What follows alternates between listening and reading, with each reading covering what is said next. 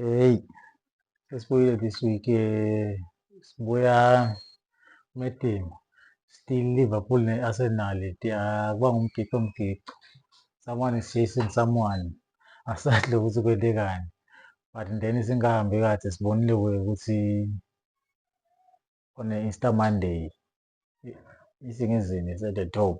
Starting of Good Friday, kunami Good Friday nje sibuya Good Friday ukuze ishintshile. Isingizini ngiyo number one yalo. Sibona ne-Court of what i-Court of Sports isicithile isicelo sa-PLE na-FA bathi tase babuye bayilungise imetha yabona eManzini Wanderers. Lokho kusho ukuthi Wanderers still had a case, even those who said Manzini Wanderers doesn't have a case. Lokunye ngibona ngathi le sekungizini lena kutawuba ukhona ukuthi isuke letulu.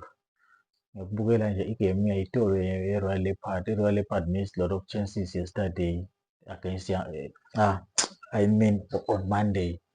Nayidlala against i-Young Buffaloes. Then-ke i-Young Buffaloes ya-capitalize yasebenzisa lelo thuba lelo-ke linye because there were no much clear chances lele wa-create-ile i-Young Buffaloes.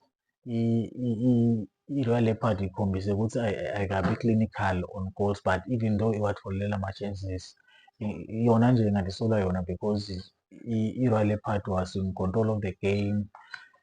Cishe ubona nje ugoalkeeper nje Mlamuli we-Royal Leopard usebentile yena even though angakasebenzi that much. Eyi muhle lo Junior Magagula, ngibonele ngewami amehlo no muhle Junior Magagula. So ibhola ikhona la vele, so ngiboyibukela even though kaSomhlolo solo side le screen phela okay ngivela abanye bathi screen kwathathwa lesilapha eBasrank kusase sisenziwa kaSomhlolo kungako sifike sangasebenzi asazi ukuthi kwenzekani. I'm not sure kuloko-ke but nje basho bathi ungathi wathathwa le screen lesa safakwa kaSomhlolo. Then-ke sibonile i-Orlando Pirates iphunyula uMasumagundwane. Goal number 2 we-Pyramids that was ruled out. I'm for the idea that kona ngifeva yona i-Orlando Pirates but I'm for the view that ukuthi bekulugoli lela. Sandla besiposition yemtimba wemdlali but-ke anyway sitawudzinga ukuba sekwaba nabo VAR. Sengahambi kade kuyona le Royal Leopard neMamelodi Sundowns idlalile over the weekend nayo was saved VAR even though vele angayibukeli. Then-ke sibonile Coach Fadlu Davids kuSimba ashaya 1-0 i-Stellenbosch washo wathi the game was supposed to be 2-0, 3-0, 4-0 but anyways yendekene igcine i-1-0. So he can't celebrate, he's more worried. Fadlu Davids was South Africa wayicoach waba ku-Orlando Pirates ngasikhathi saMicho waphindze before beka ku-Maritzburg United for a long time acoacha i-Maritzburg United. Then wase uyahamba na-coach Micho ayoma-assista somewhere. Then-ke sesingena ku-Orlando Pirates ansi siyathi lokho ukuthi Jose Rivero is leaving Orlando Pirates at the end of the season. And there are high hopes, there are rumors, there's everything that is available lokukhulunywa ngayo ukuthi Rhulani Mokwena may make a comeback. I'm for that idea that now Rhulani Mokwena is more mature to lead Orlando Pirates.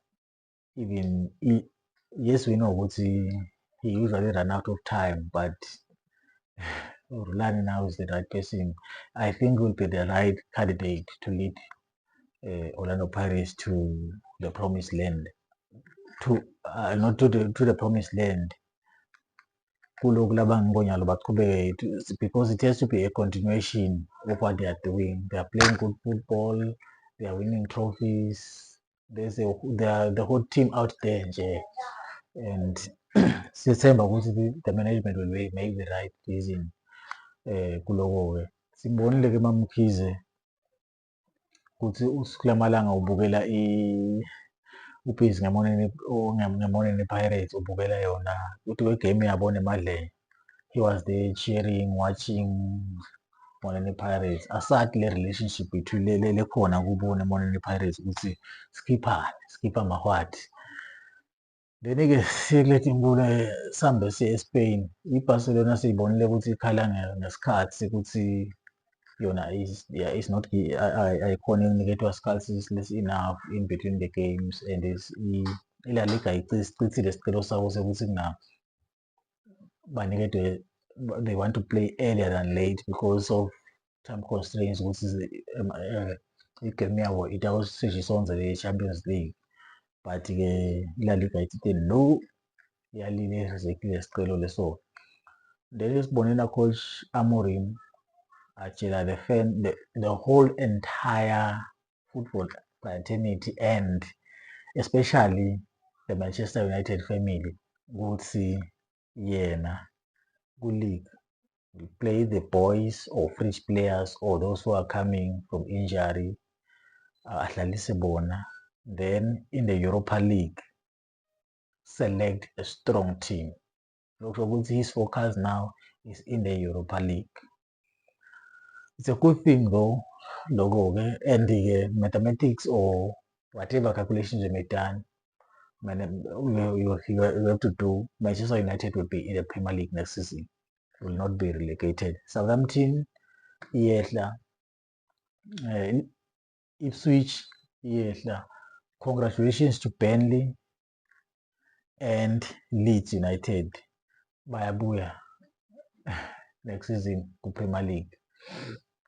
Because sitaqhubeka sibukele ibhola lemnanzi kakhulu because Leeds iyabuya, Ipswich iyehla, Southampton iyehla. Yes, iyehla. Leicester City iyehla. Sekushoda number 3 nje. Congratulations to Burnley, Leeds, and more especially former Orlando Pirates striker, development player, Frosler. Siyabona ukuthi sitaqhubeka abuye. Then-ke sitawuhamba kancane sihambe siye eSpain sibuke i-future ya-Ancelotti ukuthi ihamba njani. iBayer Leverkusen ithinte yona, or some chiefs in Bayer Leverkusen are saying they have a brotherhood code they have, gentleman's agreement they have between Bayer Leverkusen and Xabi Alonso. The agreement is if a team that Alonso once played for, talks can be made.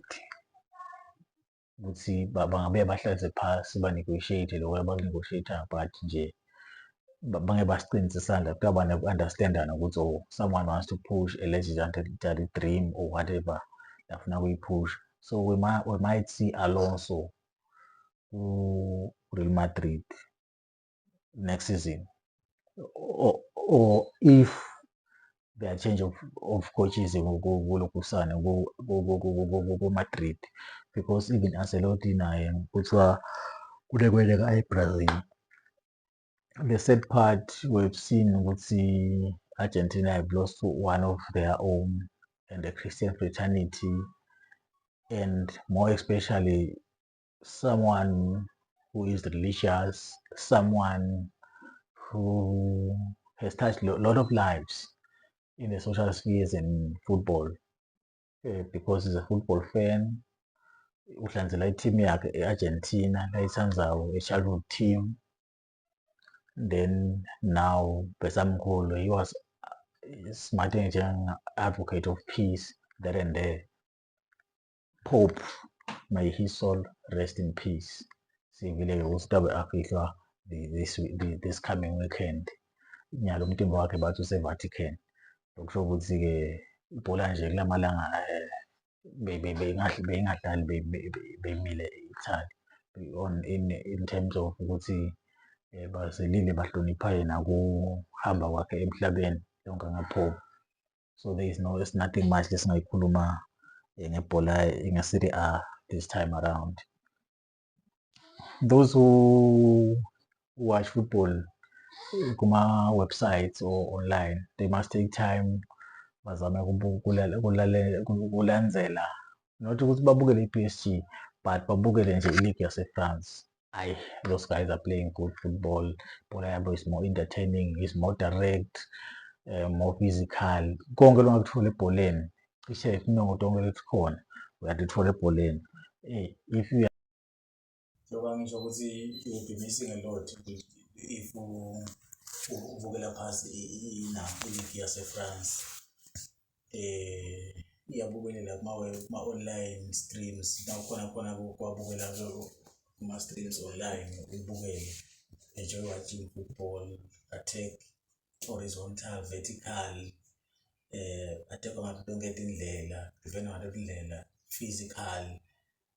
Konke lokhu nakudze ngebholeni lokubonako ne-flavor ikhona, tayela konke lokho.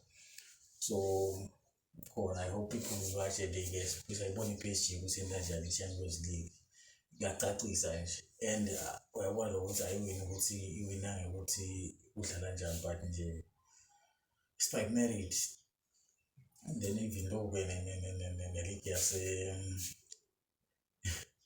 yase-Germany kuthiwa i-Farmers League, but mina for the idea ukuthi if you love football you have to watch it. I-La Liga labanye bantu babukela only 4-6 games per season. Kwanza ukuthi they are like 4 games lawa ukuthi okay, this game this season ataba alaphethu ubona ukuthi akaperform at total football. But now Germany will see a lot of goals, shower goal and a lot of things. Yes, we are attached to the Premier League, but you have to get time. So discuss the other leagues. Anyways, ngiyanganzi kakhulu nge-negativity leli-ke ngishayela umnakethu uhlenta wesibuko ukuthi angibukele ukuthi kuhamba njani. Ngabona ukuthi hhayi, i-Arsenal itawina tonight at home against Crystal Palace. I-Chelsea against Everton Saturday, important team to score loyo. I-Ipswich ne-Crystal Palace itawina. I-Ipswich ne-Newcastle, I'm sorry, i-Newcastle itawina lapho. I-Newcastle lengisho ngakho itamshaya 2+ or angithi 2 goals. Itamshaya, it's either 2+ noma 2 goals. Itashaya amagoli lawo-ke against Ipswich. Wolves ne-Leicester City. Wolves are not fighting for the NL. They are motivated. They are not motivated. Okay, they are motivated because they have beaten Europa semi-finalist in Manchester United. We might see them this weekend. I'm motivated. They will go in this weekend motivated. They are playing against Leicester City. A Leicester City that has been relegated. Players now adondela kuchaza ukuthi aqhubeka asayine ngamanye ama-teams in the Premier League. Aqhubeka asale Premier League. Lokusho ukuthi it will be a nice game to watch, and in this game we'll see an entertaining game. Wolves atawina. I-Brighton ne-West Ham, both team to score loyo. Sunday sibona i-Bournemouth idlala ne-Manchester United straight kwi-Bournemouth. I-Tottenham idlala ne-Liverpool at Anfield. Lokusho ukuthi kungenteka ukuthi okay, import team to score lona. Then sivilele ukuthi i-Crystal Palace njengoba idlala tonight, Liverpool squad and the technical team, everyone in the Liverpool squad will be together watching together the game against Arsenal versus Crystal Palace. Asadlos babukelelana bayisaba le-Arsenal sebane-FIFA. Anyways, ngingazi kakhulu Asibonane evikini elitayo. See you next week.